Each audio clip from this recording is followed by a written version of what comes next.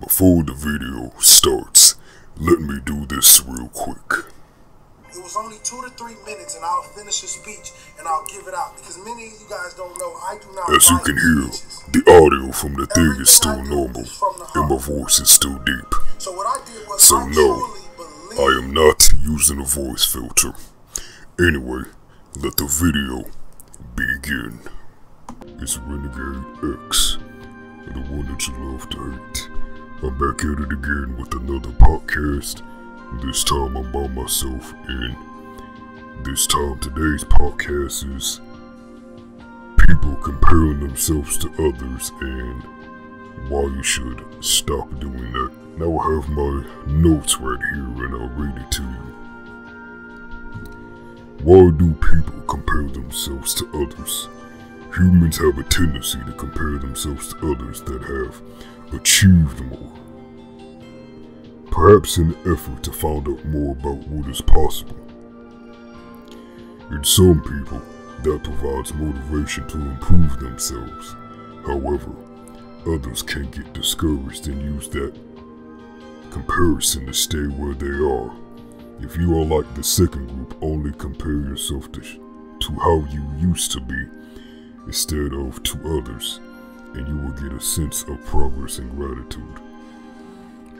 Now, for my opinion on that statement, yes, that is true. You can look at it two ways. You can either compare yourself to others to motivate yourself and improve, or you will get discouraged and, like they said, stay where you are. I'll read this second thing and then I will get the rest of my opinions out. The ego is always judging and comparing everything to its own self-image. If someone does better than us, our self-image is deflated, causing us jealousy and even anger.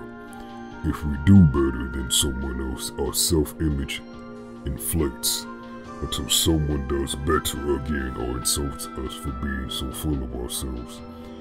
The ebb and flow of our inner world in comparison to the ever-changing outer world keeps our emotions swinging sometimes out of control. When we learn to stop judging ourselves and comparing ourselves to the outer world, we begin to have an inner harmony simply by being aware of this habit and observing it. Throughout the day, we begin to change for the better. The Buddha said that desire is the cause of all suffering. Constantly trying to feed our egos need to be in control. To the best and the brightest are usually unrealistic desires that we never really seem to satisfy. So we are always in a state of desire, failure, desire.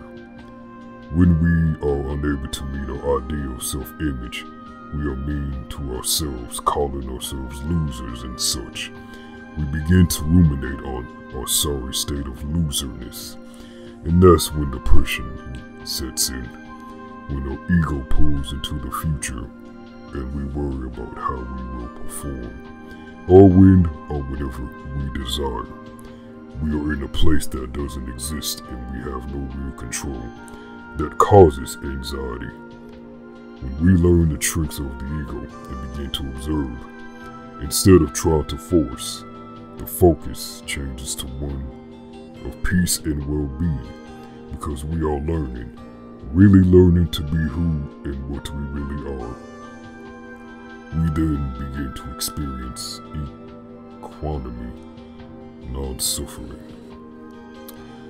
So yeah, that whole thing right there, really speaks volumes. Yes, comparing yourself to other people will cause you to doubt yourself and you will be depressed. Because I have a habit of doing that. Unfortunately, still to this day. Especially since I know people have heard this plenty of times, but in high school, this is before I know the stuff that I know now. I was trying to, seek attention and see if people would like me or not. So definitely one thing that I tried to do was compare my intelligence and my sense of humor to my one friend, we'll just call him G. G was an extremely funny and an extremely smart dude. And I see how we got praised for a lot of things. So, like I said, I was just seeking that same attention as well. So when I tried to literally copy the stuff that he would do, yeah, it just wasn't right. Hey, if you want to listen to the rest of the podcast, go to my Anchor FM. It should be in the description below.